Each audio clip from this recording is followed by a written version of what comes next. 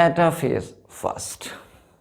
क्या आप देखें मेटाफेज में क्या होगा जी। मेटाफेज की पहली चेंज तो यही है कि न्यूक्लियर मेम्ब्रेन जी डिसअपेयर। तो मेटाफेज में, जबकि माइटोसिस की प्रोफेज में हुई थी, तो मियासिस की मेटाफेज में जी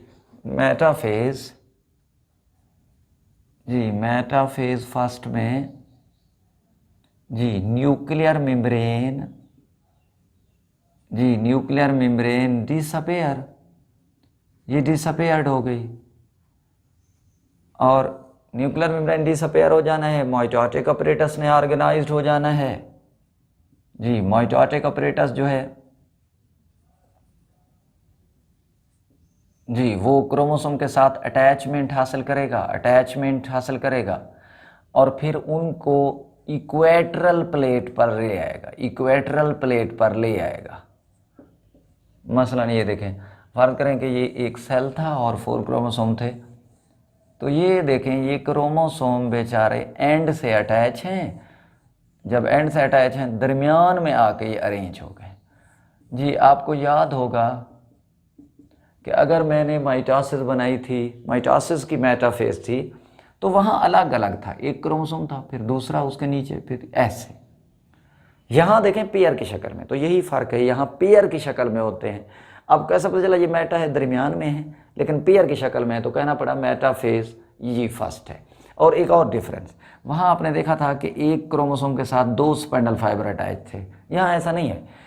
एक क्रोमोसोम के साथ आप देख सकते हैं कि एक ही पोल वाला जी काइनेटोकोर माइक्रोट्यूब्यूल्स अटैच है। तो सिंगल यहाँ अटैच होते हैं, वहाँ डबल अटैच होते हैं। अब ये मैंने बात कर दी मेटाफेज जी, कौन सी बेटा? फर्स्ट।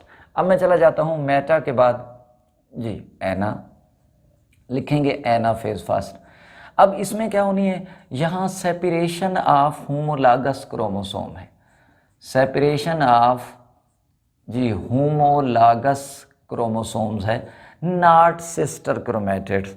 क्यों कि यहाँ क्रोमोसोम्स बिहेव कर रहे हैं as a bivalent, as a tetrad, वो एक एक के क्रोमोसोम की शक्ल में बिहेव नहीं कर रहे। तो सेपरेशन ऑफ होमोलॉगस क्रोमोसोम होगी। इसलिए जब होमोलॉगस क्रोमोसोम की सेपरेशन होगी, क्योंकि एक क्रोमोसोम के साथ एक ही काइनेटोकोर माइक्रोट्यूब्यूल अटैच है, और जब काइनेटोकोर माइक्रोट्यूब्यूल अपने रेस्पेक्टिव पोल की तरफ कंट्रैक्ट होंगे तो वो एक ही क्रोमोसोम को ले जाएंगे। देखें ये देखें इस तरह, जब वो एक ही क्रोमोसोम को ले गए हैं तो there is the separation of a chromosomes not chromatids. ये है एनाफेज फर्स्ट।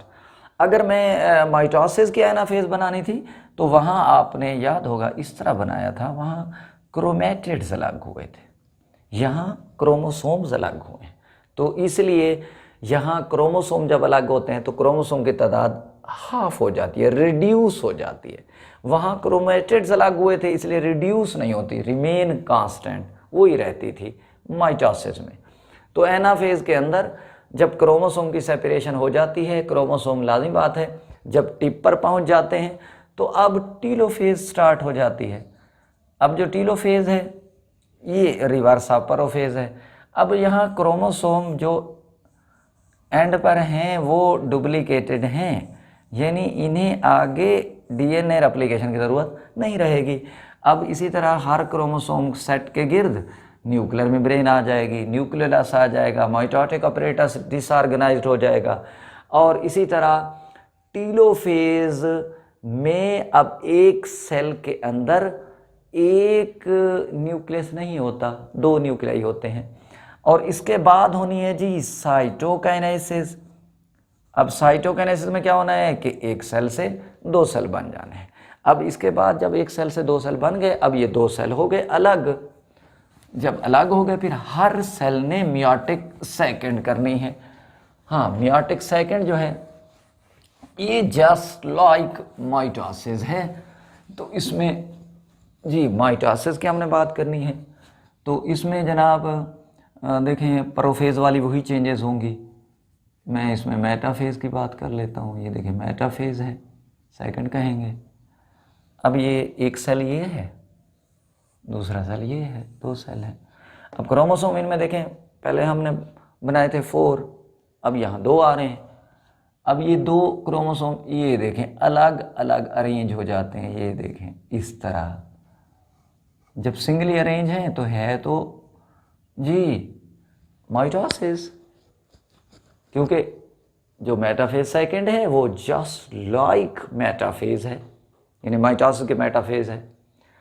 अब यहाँ देख सकते हैं कि क्रोमोसोम सिंगली अरेंज हैं। इसके बाद जब हम चले जाएंगे जी एना की तरफ, एनाफेज सेकंड की तरफ, तो यहाँ देखें सेपरेशन ऑफ सिस्टर क्रोमेटिड हुई है, ये देखें यहाँ भी ऐसे होगा जी, सेपरेशन ऑफ सिस्टर क्रोमेटिड।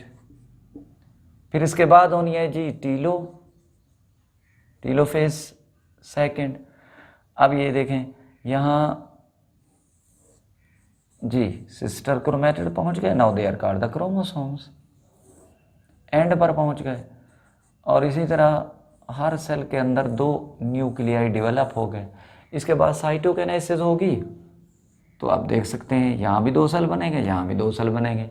तो as a result of 4 daughter cell develop हो जाते हैं आफ्टर द मियोटिक सेकंड। तो ये मैंने बात कर दी मियोसिस की जी। अब इसकी अगर मैं इम्पॉर्टेंस के हवाले से बात करूँ तो इसकी 2 बड़ी इम्पॉर्टेंस हैं। एक वेरिएशन के हवाले से बात है, जेनेटिक वेरिएशन।